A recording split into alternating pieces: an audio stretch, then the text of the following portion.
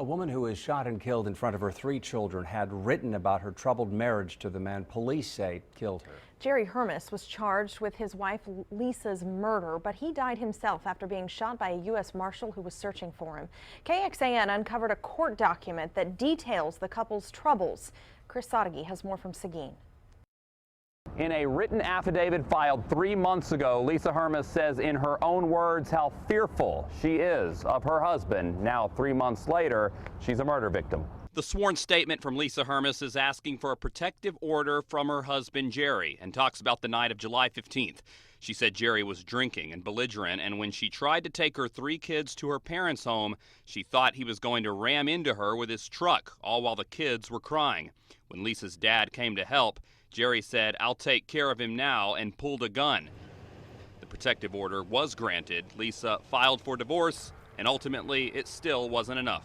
We always think, oh my gosh, this has happened in our county. Linda Rutherford at the Guadalupe Valley Family Violence Shelter said protective orders can help legally, but not physically, and this case proves it. We always tell them, look over your shoulder, because we all say a protective order is a piece of paper.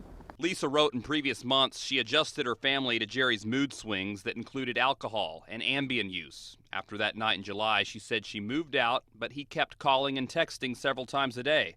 She ignored them, did her best to avoid any violence, but it still found her. And I really do believe in this situation that she did everything right. She just got ambushed. From Seguin, Chris Sadeghi, KXAN News. And you can read that full report with this story right now on KXAN.com. And what's important to remember is that Lisa Hermes' death did not occur in a vacuum. Last night at 10 o'clock, we told you 119 women were murdered by a husband, boyfriend, or partner in Texas last year alone.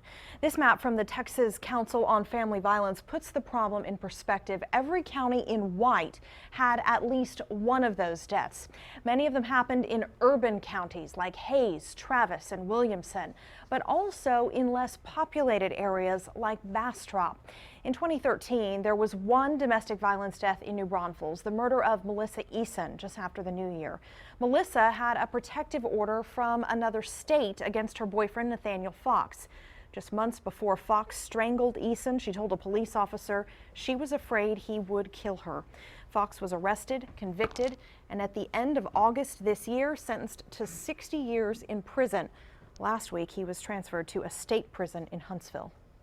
And the important thing to remember is there are a lot of resources right here in Austin for women in violent situations. We put a few up on the screen for you tonight. Safe Place of Travis County, it's a shelter.